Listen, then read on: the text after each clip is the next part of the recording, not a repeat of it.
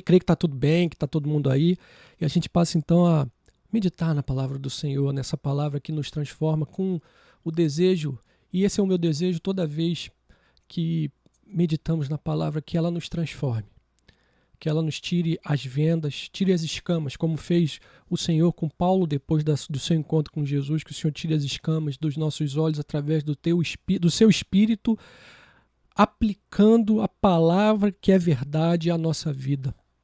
Então, que mais uma vez essa noite, meu irmão, minha irmã, a palavra do Senhor tire as nossas escamas, as tuas escamas, e nos permita ver de forma mais plena a presença de Deus na nossa vida, em nome de Jesus, em nome de Jesus. Nós nos acostumamos de certa forma com o mundo, né?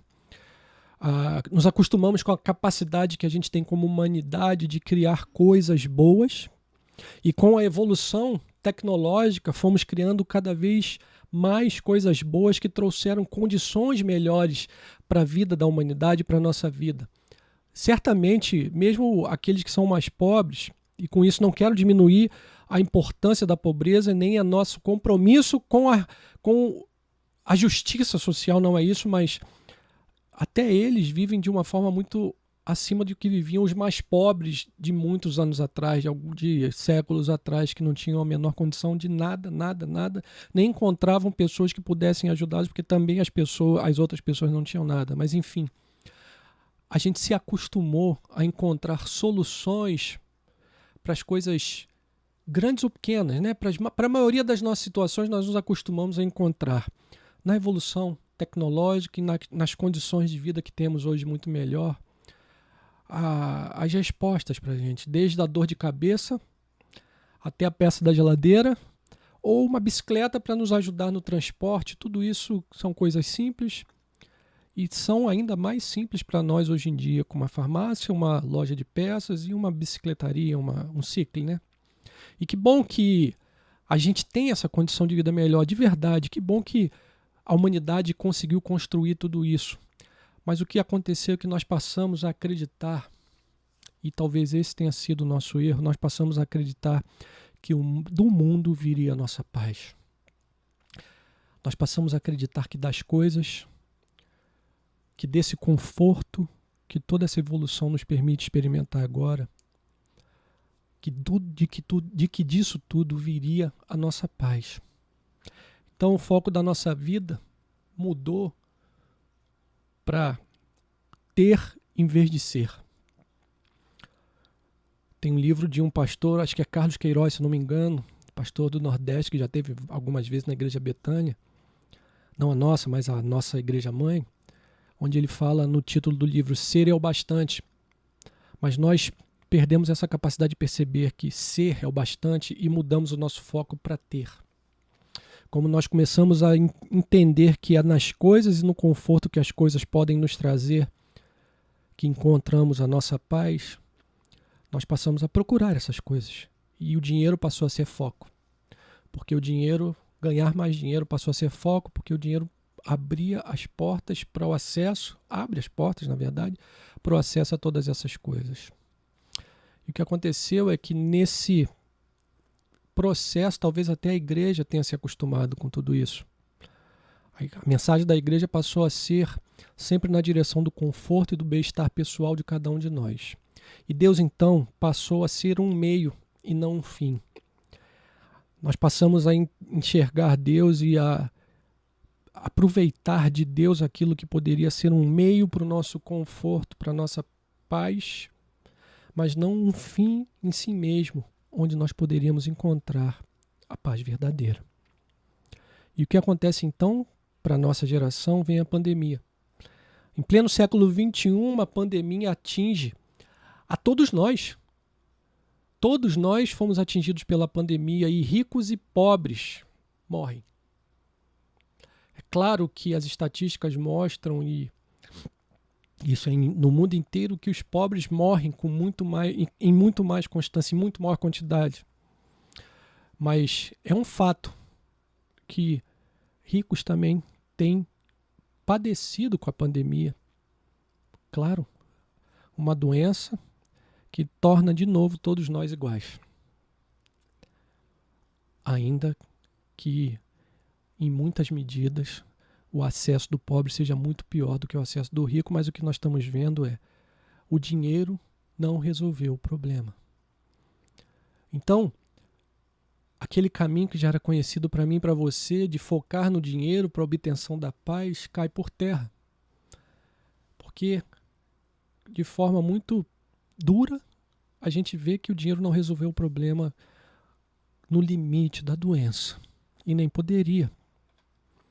Nossa segurança então desaba, some.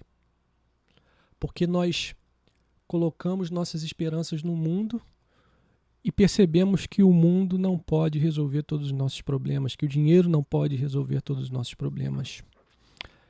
Então eu faço a primeira pergunta dessa noite para mim e para você. E se nós tivéssemos colocado nossas esperanças não no mundo, mas naquele que é a paz?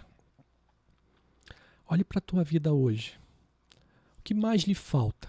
De verdade, lá no fundo da tua alma, quando você olha para dentro de si mesmo, o que mais lhe falta? É claro que o dinheiro é importante e nós não vamos diminuir a importância do fato de que nós vivemos num mundo capitalista e que o dinheiro é importante, não vamos mudar isso, não é isso.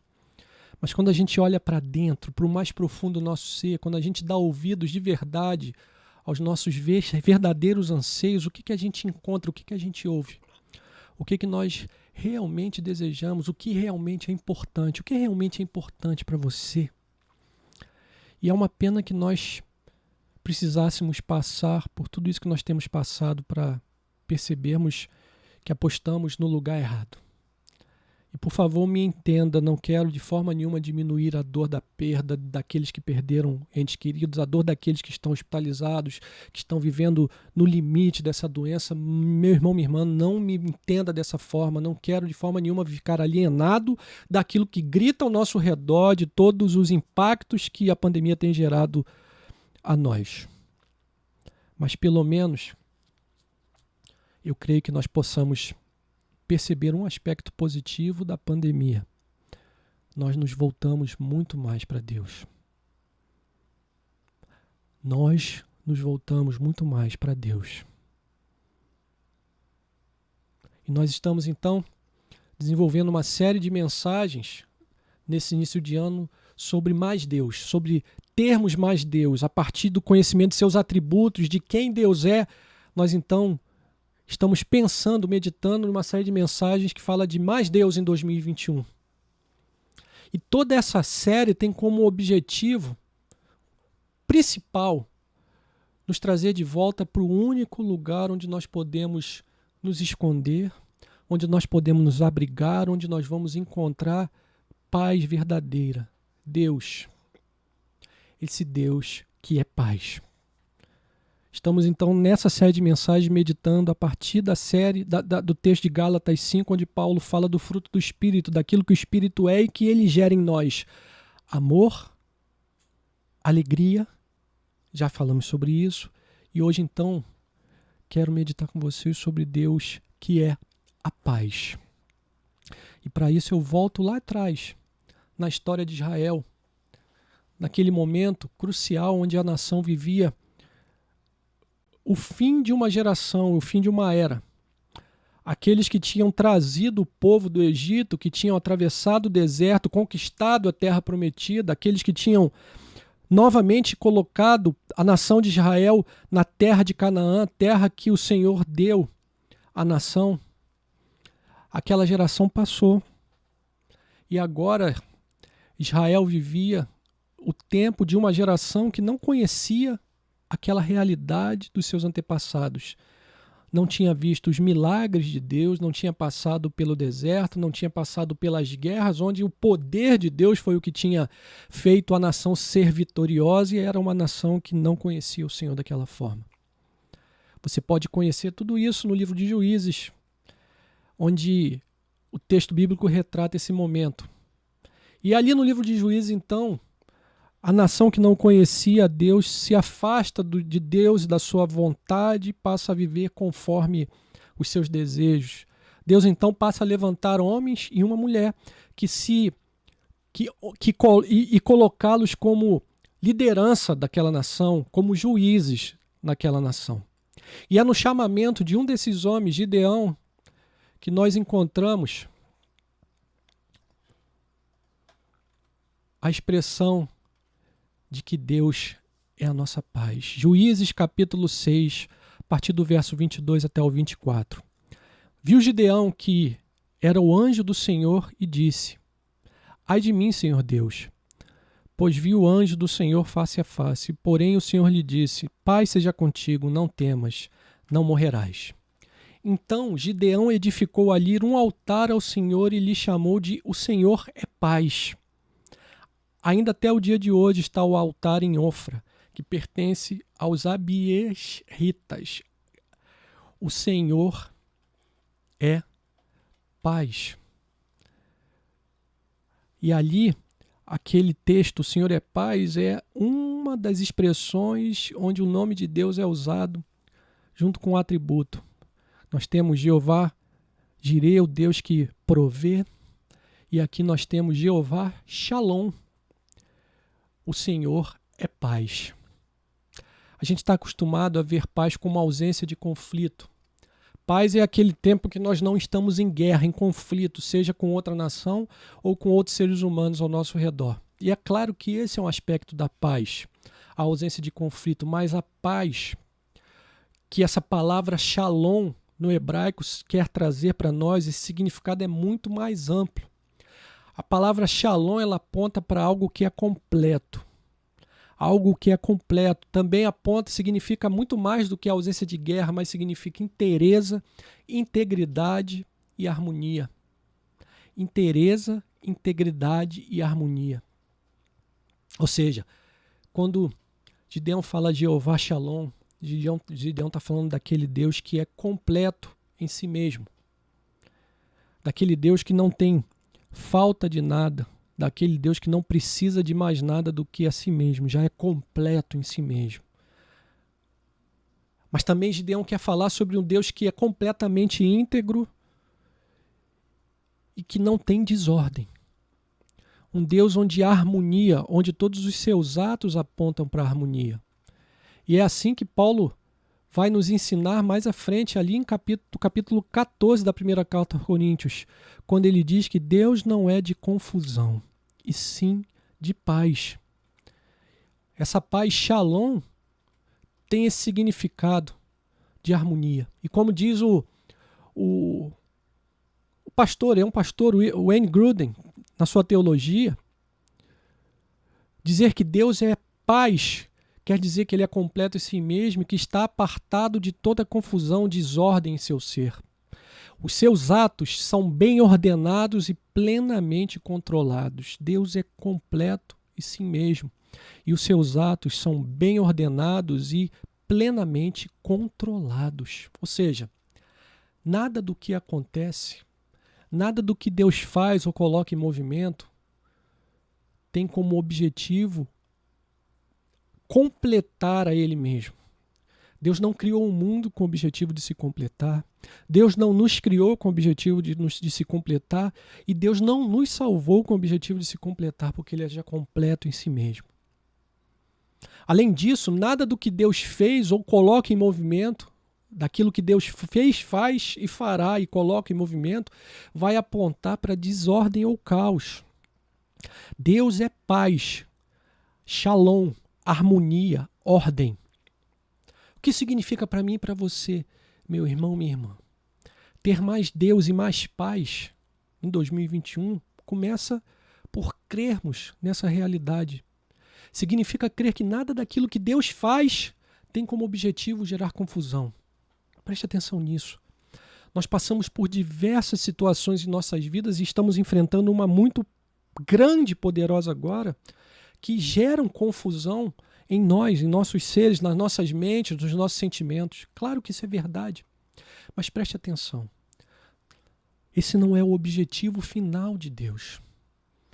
Deus não quer gerar confusão em nós, porque Ele não é um Deus de confusão. E ainda que seja um ato de fé, nós precisamos enxergar para além da pandemia. Deus realizando um objetivo muito maior do que a própria pandemia. E eu creio que Deus tem sempre um objetivo. Eu creio que a história da salvação é a história de Deus agindo com um objetivo. E eu faço então uma segunda pergunta. Onde eu encontro paz verdadeira? Se Deus é paz, onde eu encontro paz verdadeira? E a resposta está clara. Eu e você encontramos paz verdadeira somente em Deus. E esse eu creio ser o resumo da história da salvação e o objetivo de Deus. É Ele nos levando de volta para si mesmo, porque Ele é a única fonte de paz para a nossa vida. A história da salvação é o Deus que vem ao nosso encontro para nos trazer de volta para si mesmo. E esse, creio, meu irmão, minha irmã, é o objetivo de Deus em tudo o que acontece.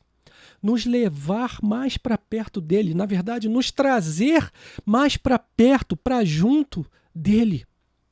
Quando eu e você sofremos, quando o que nos acontece pode gerar desequilíbrio, confusão, falta de paz, nós precisamos perceber um significado além desse, que é esse Deus que se manifesta no nosso meio em Jesus para nos trazer de volta para Ele. Ou seja, todas as situações Deus usa para dizer aos nossos corações o seguinte: não coloque sua esperança naquilo que não traz paz verdadeira. Toda e qualquer situação é Deus dizendo para nós: coloque sua esperança em mim. Venha para casa.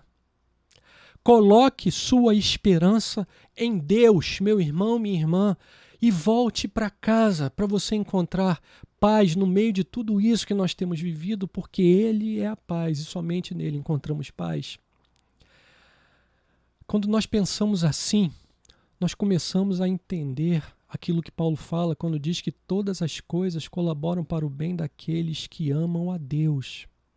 Porque nós podemos, pela fé, perceber que todas as coisas apontam para Deus. As coisas boas apontam para Ele como fonte de toda a bondade, e as coisas mais ruins apontam para a ausência dEle. Onde Deus se faz ausente, onde a sua vontade não se faz presente, acontecem as coisas ruins, que são as fontes das nossas confusões. E aonde Deus se faz presente, onde Ele é obedecido, as coisas boas ocorrem. Então todas as coisas apontam para Deus, sejam as boas e mais. E nem sempre nós conseguimos entender isso. Nem sempre nós conseguimos entender por que Deus faz certas coisas, permite que certos eventos ocorram com esse propósito. É claro que eu não consigo entender a pandemia. É claro que um olhar para a pandemia não vai me ajudar a entender com clareza que aquilo também pode colaborar para o meu bem e para o seu bem. É claro que eu não entendo. Mas talvez uma das chaves para nós seja perceber que talvez entender não seja o objetivo de tudo isso. Entender é a sede daquele homem que quis o conhecimento do bem e do mal relatado lá em Gênesis. Você conhece a história. E o resultado disso tudo não foi bom. O objetivo de Deus talvez não seja que eu e você entendamos de forma plena, porque o objetivo maior de Deus é nos chamar de volta para Ele.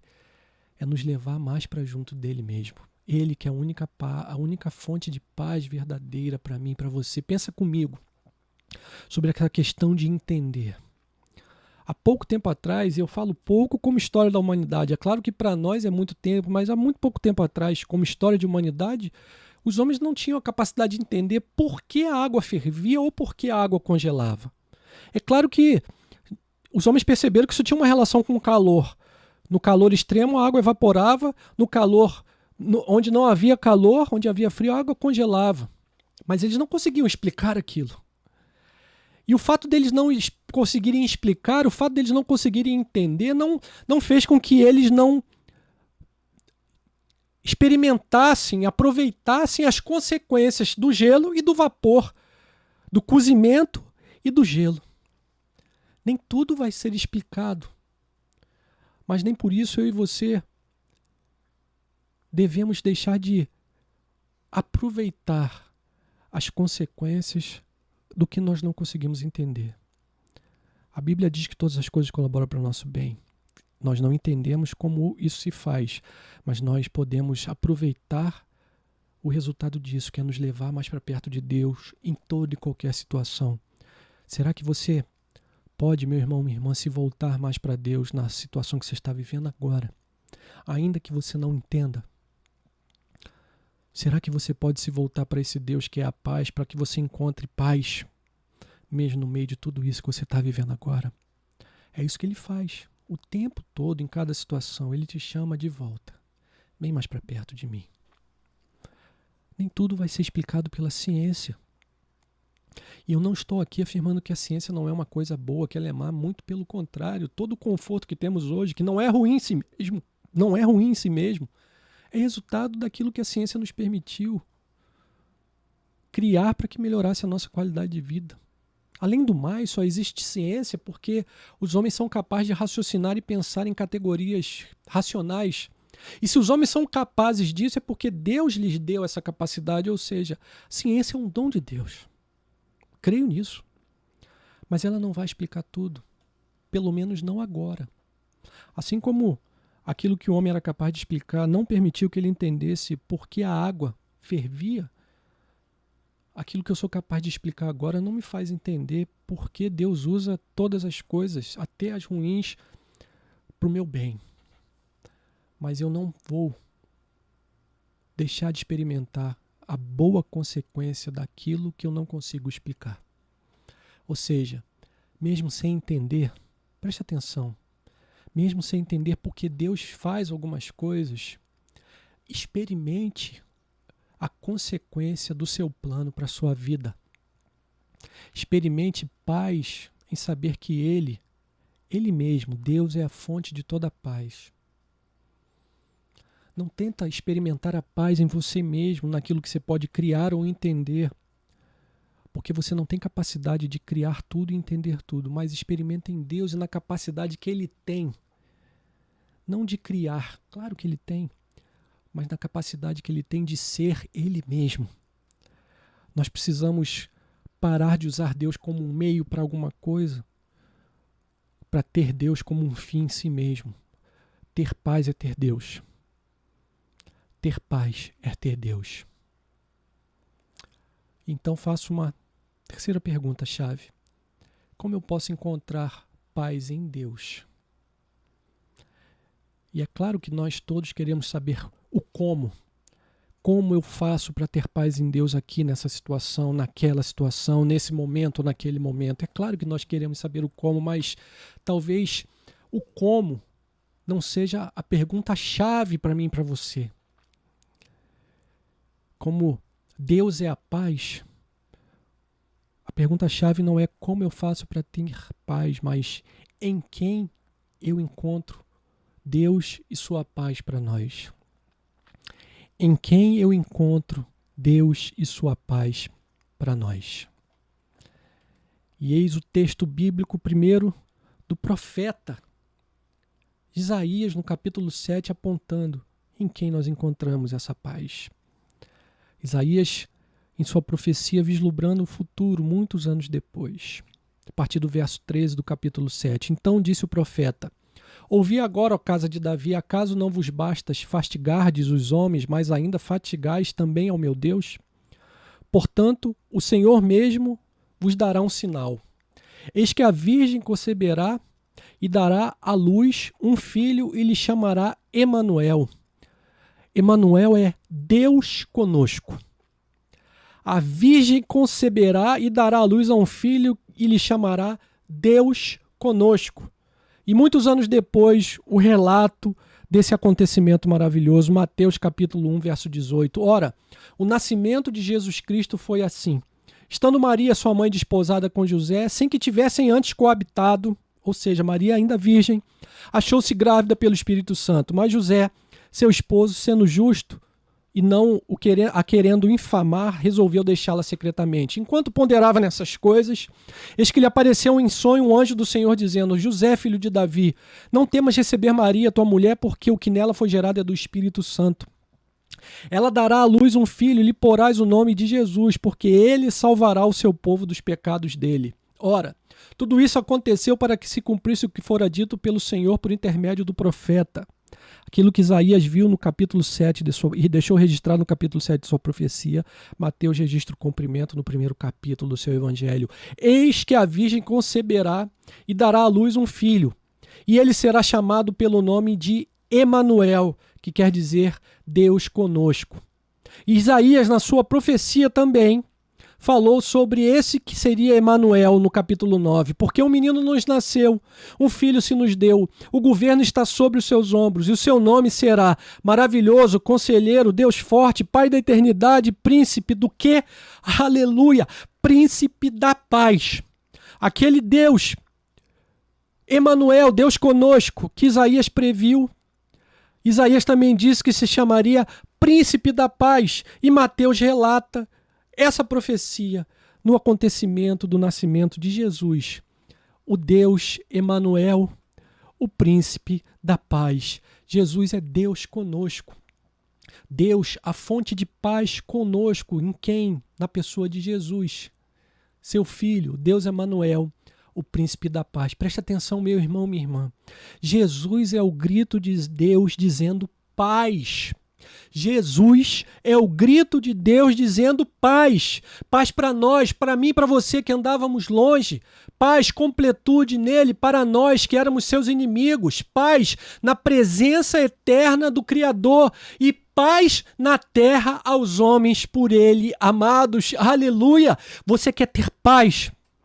Quer experimentar completude na vida? Quer experimentar uma percepção de que as coisas estão no lugar, apesar de tudo que acontece ao nosso redor? Quer experimentar a certeza de que mesmo as coisas mais difíceis, as coisas que eu e você não conseguimos explicar, trabalham para que nós tenhamos paz, para que você tenha paz, integridade e harmonia? Você quer experimentar essa realidade, meu irmão, minha irmã, meu amigo, minha amiga? Então, viva essa realidade. Rapaz, eu não coloquei aqui o texto. Viva essa realidade que eu vou dizer agora. Acho que me perdi. Faltou um pedaço do texto. Me perdoe, perdi o ritmo, mas viva a realidade de permanecer em Cristo. Como ele disse em João capítulo 15, eu sou a videira verdadeira e meu pai é o agricultor. Eu sou a videira verdadeira e meu pai é o agricultor. Todo ramo que está em mim não der fruto, ele o corta. E mais à frente ele diz no verso 6 do capítulo 15, se alguém não permanecer em mim, será lançado fora, porque ele é a videira verdadeira.